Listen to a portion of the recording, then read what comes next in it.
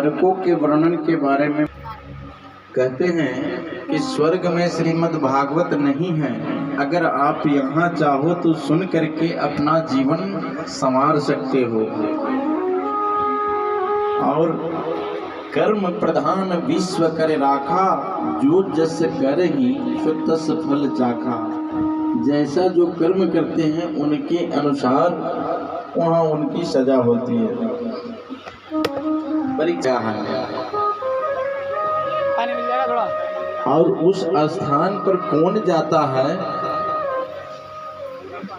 जो पाप किए हुए रहते हैं उनकी धुलाई होती है।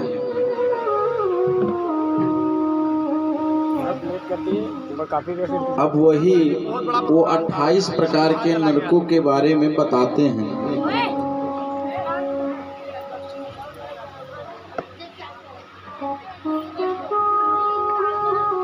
समय कम है, सीधे सीधे बात कम शब्दों में इस शरीर रूपी मंदिर को हम और आप इतना पवित्र बना करके रखें कि भगवान का वास हो। और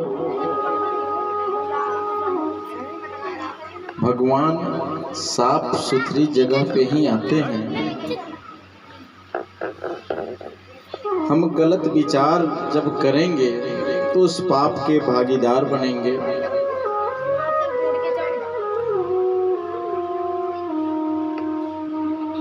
इस शरीर को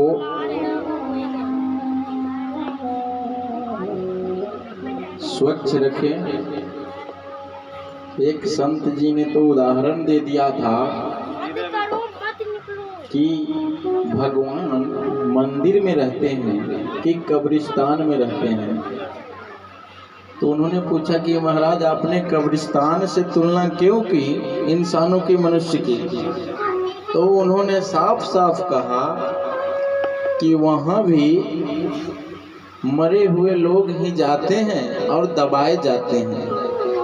और कोई कोई इंसान ऐसे हैं जो अपने शरीर में भी मरे हुए जीव जंतु को डाल डाल करके कब्रिस्तान बना रखा है। आगे की कथा अजामिल आख्यान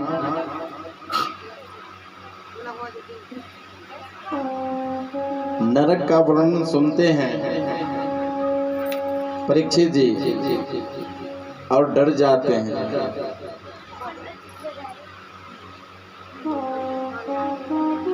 अब सुखदेव जी कहते हैं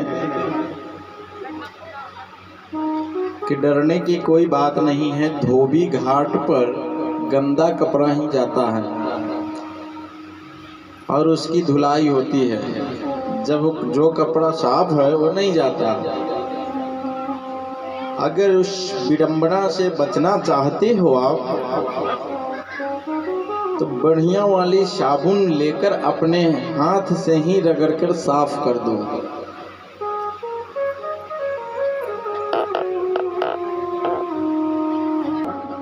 बहुत विद्वान वेद पाठी ब्राह्मण सब कुछ है घर में, लेकिन जो है एक दिन जंगल में लकड़ी चुनने जाता है और वहां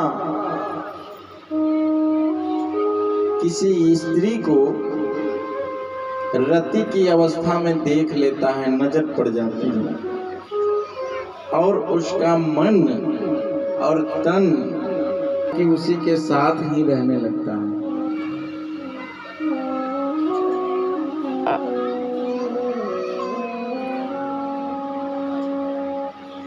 उसके 9-10 बच्चे भी हो जाते हैं,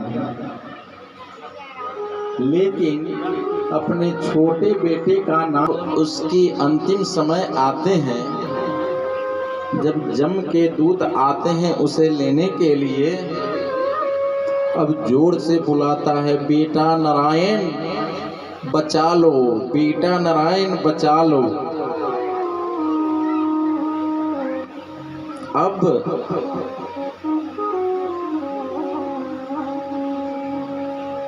विष्णु पार्षद आगमन, नारायण के पार्षद आते हैं। अब एक तरफ यमदूत और एक तरफ नारायण के पार्षद, और नारायण के पार्षद आते हैं तो यमदूतों को, जो यमदूत खड़े हैं उनको भगा देते हैं और कहते हैं कि सुना नहीं, एक किसारा तो है लेकिन इसके बेटे का नाम नारायण है। अब वो कहते हैं अच्छा ये बता, इसके बेटे का नारायण तो साल 2 साल 4 साल से रखा होगा, ओरिजिनल नाम नारायण किसका है? तब वो कहते हैं कि हाँ ओरिजिनल तो वही है। अब यहाँ एक संकेत है कि जैसे अग्नि में धोखे से या जानबूझ करके यदि उंगली हमारी सटती है तो जलने का बोध होता है, जाने में या अनजाने में। यह बिजली की तार है, यह जाने और अनजाने में भी अगर स्पर्श हो जाता है तो करंट उत्पन्न होता है। ठीक वैसे ही भगवान का नाम है। अब वहाँ एक तरफ यमदूत और एक तरफ नारायण के पार्षद, दोनों में बहस हो जाती है और नाम की महिमा की चर्चा अजामिल अपने कानों से सुनता है वो दोनों की बात, और उन दोनों की बात सुन करके तब मन में वैराग्य जगता है कि अरे हम कहाँ थे और कहाँ फंस गए।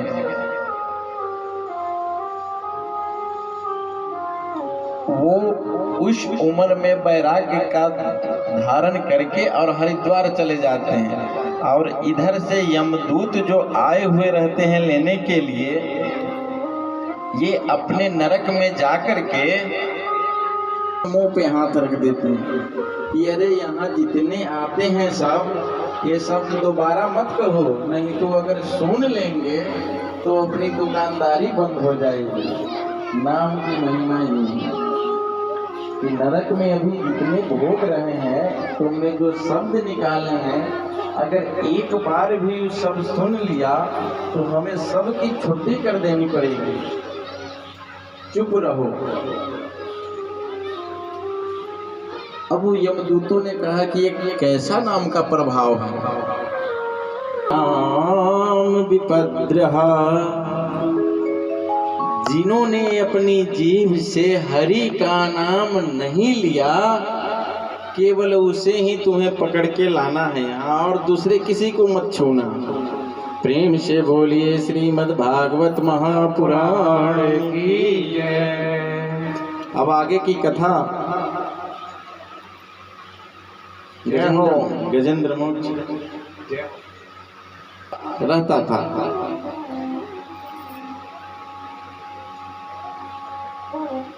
वहीं एक सरोवर तालाब था। अब हाथी और हथनी उस तालाब में क्रीड़ा करने के लिए आ जाते हैं और काफी देर तक दोनों खेलते हैं।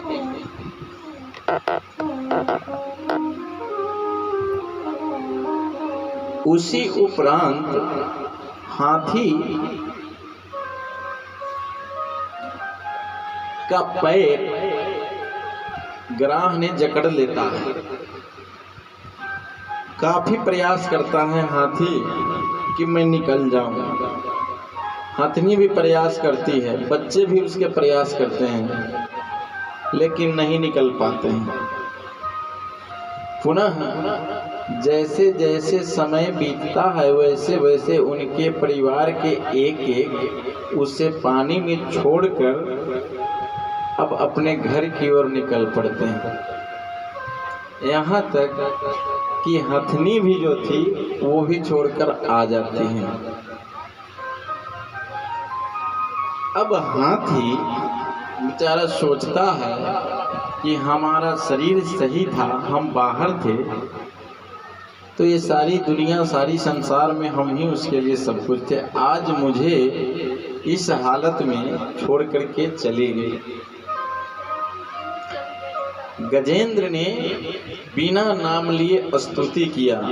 ओम नमो भगवते तस्मै यत् सच्चिदानंदात्मकः पुरुषाय दिविजाय परेशाय धीमहि।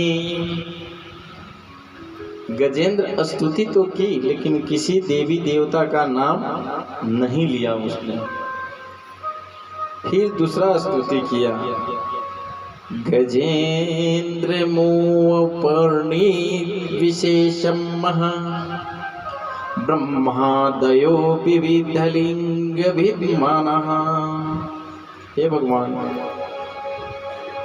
अब भगवान ने सोचा कि इस स्तुति में हमारा नाम नहीं है, तो अब ये पुकार किसे रहा है।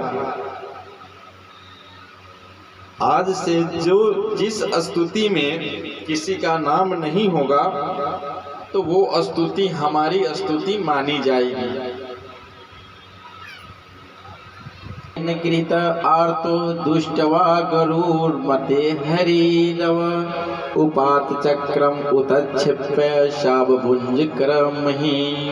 अपनी चक्र से पहले तो गरुड़ भगवान आते हैं, तो कमल कांचनम कमल सूंड से निकाल करके एक भगवान की ओर बढ़ाता है, और भगवान उसे स्वीकार करते हैं और उस हाथी को जल से बाहर निकालते हैं, और निकालने के क्रम में वह ग्राह भी बाहर आ जाता है, और ग्राह छोड़ता नहीं है उस पैर को। तुरंत भगवान अपना सुदर्शन चक्र निकाल करके उसे भी मुक्ति कर देते हैं। अब यहाँ लोग कहते हैं, जिज्ञासु ने पूछा कि भक्त आपका गज है और मुक्ति आपने ग्राह को पहले दे दिया। वहाँ कहते हैं कि इस संसार में हमारे जो भक्त हैं, अगर हमारे भक्त के अब समुद्र मंथन, एक मनवंतर में भगवान ने समुद्र का मंथन करवाया। दुर्वासा ऋषि की अवज्ञा के कारण इंद्र श्रीहीन हो गए थे, उनके पास कुछ नहीं था, और सारे रत्न समुद्र में समा गए। अब उन्होंने बताया सब, तो उसको कुछ लोभ दिया जाता है कि उसमें से 14 चीज निकलेगा भैया, कुछ चलो, कुछ तुम ले लेना, कुछ हम ले लेंगे। राजीनामा हो जाता है। आते हैं, मंदराचल पर्वत को मथनी बनाया जाता है और वासुकी नाग को रस्सी बनाया जाता है। अब जैसे मंदराचल पर्वत को समुद्र में उतारा जाता है, वैसे हिलने लगता है। तो स्वयं नारायण कच्छप अवतार लेकर के आते हैं। प्रेम से बोलो कच्छप भगवान की जय।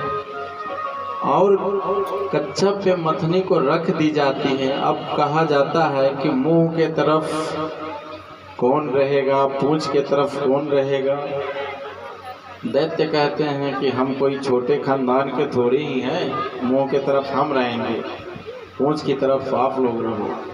देवता स्वीकार कर लेते हैं, मुंह के तरफ दैत्य और पूंछ के तरफ देवता। पुनः मंथन प्रारंभ हो जाता है। सबसे पहले मंथन में कालकूट विष निकलता है, और उस कालकूट विष को अब न देवता लेने के लिए तैयार है न दैत्य। अब विष कौन लेवे। पुनः देवता सब विचार करके कैलाश पर्वत पर लेकर के जाते हैं। हमारे शिवाय हर हर बोले नमः शिवाय, ओम नमः शिवाय, ओम नमः शिवाय, हर हर बोले नमः शिवाय। जटाधराय शिव जटाधराय हर हर भोले नमः शिवाय। जटाधराय शिव जटाधराय हर हर भोले नमः शिवाय। ओम नमः शिवाय ओम नमः शिवाय हर हर भोले नमः शिवाय। प्रेम से बोलिए शंकर भगवान की जय हो। पुनः दोबारा समुद्र का मंथन होता है तो कामधेनु गाय निकलती है और वह कामधेनु गाय ऋषियों को दे दी जाती है। पुनः ऊंचे सरवा घोड़ा वो राजा बलि ले जाता है। चंद्रमा निकलता है, चंद्रमा को फिर पुनः भोलेनाथ के पास दे दी जाती है कि बीच का जो ताप है हमारे भोले बाबा के मस्तक को चंद्रमा शीतलता प्रदान करेगा। पुनः ऐरावत हाथी निकलता है, वो इंद्र लेकर के जाते हैं। कौस्तुभ मणि निकलती है, वो नारायण लेकर के जाते हैं। कल्प वृक्ष निकलता है, वो स्वर्ग चला जाता है। अप्सराएं निकलती है, वो भी स्वर्ग में जाते हैं। दैत्य उनका निरीक्षण करने लगते हैं और जैसे ही उस भीड़ में आते हैं विश्वमोहिनी भगवान, हमारे मोहिनी भगवान, अब दैत्य मुस्कुराने लगते हैं, कहते हैं अरे देखो ये कौन आ रही है।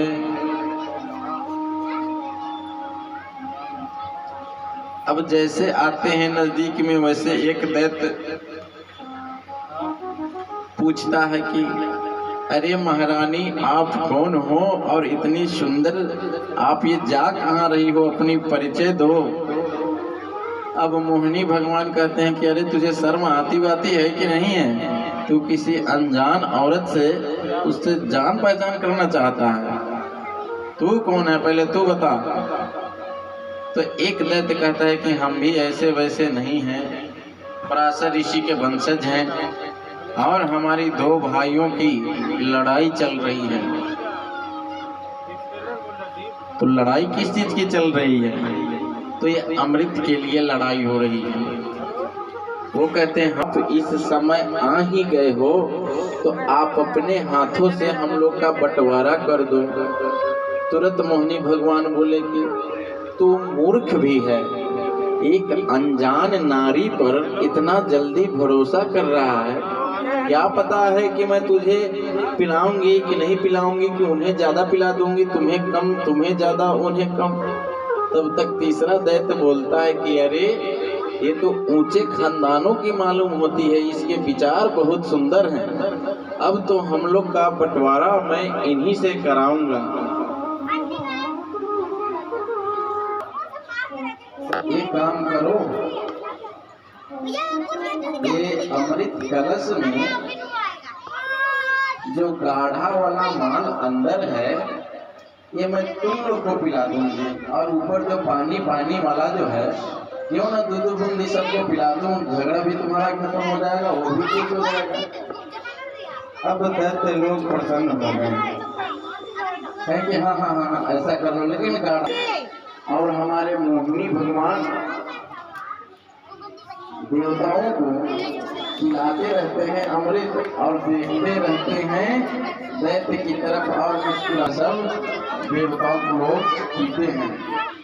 तुम्हें एक दैत्य को शंका हो जाती है, तुरंत भगवान का रूप बना करके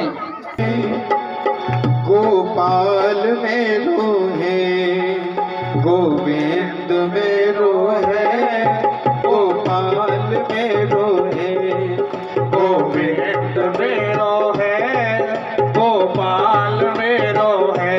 जय हो। गोविंद मेरो है, सभी रखो ताली बजाएंगे साथ में। मेरो है, गोविंद मेरो है, गोपाल मेरो है, श्री बांके बिहारी नंदलाल मेरो है, श्री बांके बिहारी नंदलाल मेरो है, गोविंद मेरो है, गोपाल मेरो है, गोविंद मेरो है, गोपाल मेरो है,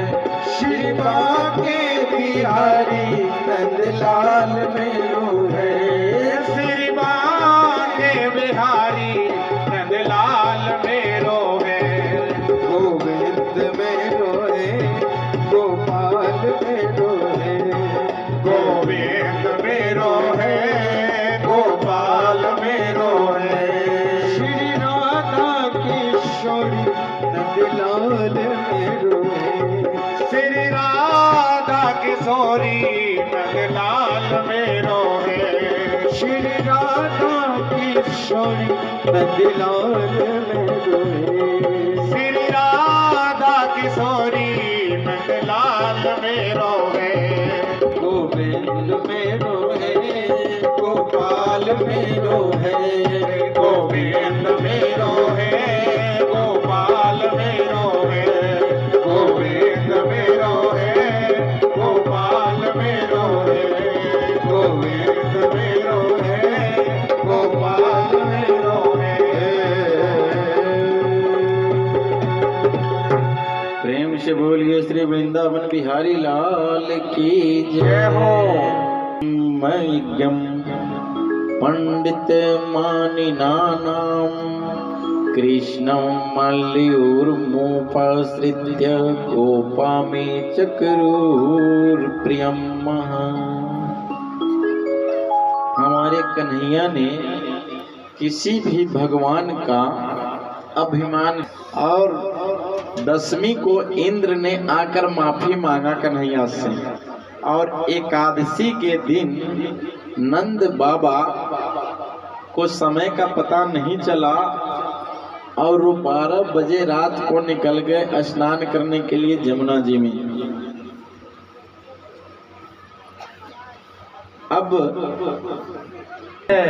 अब महारास लीला भगवान पी ओम भगवान पीतरात्रि शरदोत्फुल्लन्मल्लिकः विशम्यरन्तु मनश्चक्रे योगमाया उपाश्रितः। अब सुखदेव जी भगवान के दिव्य महारस लीला का श्रवण परीक्षित जी को करा रहे हैं। भजन गा लीजिए जी। मुरलीधर छलिया मोहन हम भी तुमको दिल दे बैठे, हम पहले से तो कम तो न थे, एक और मुसीबत ले बैठे मुरलीधर।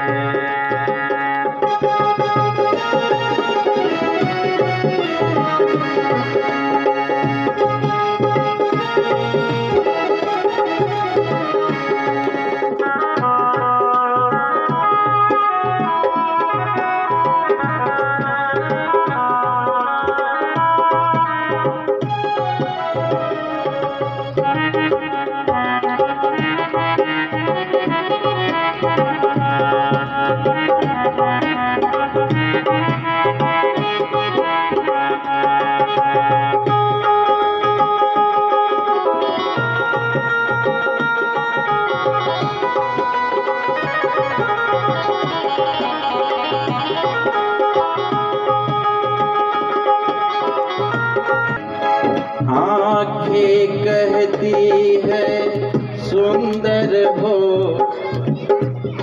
दिल कहता है तुम दिखलाओ। आँखें कहती है सुंदर हो, दिल कहता है दिखलाओ। जय हो। तुम हो कि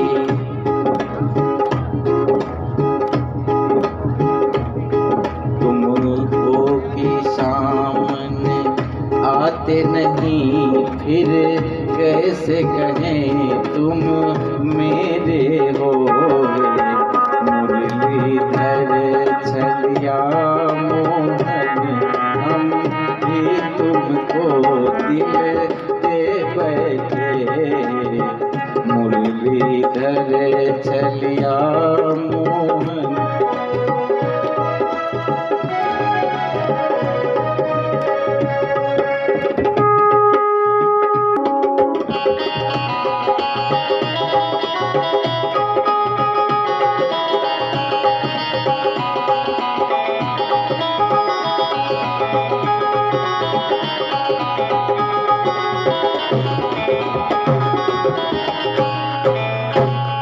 प्रेम से बोलिए गोविंद भगवान।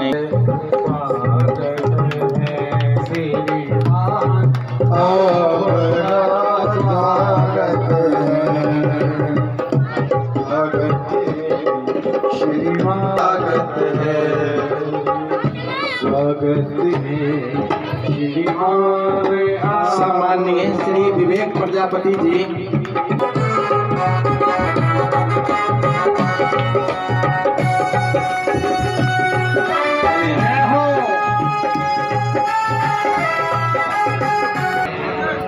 हरि ओम।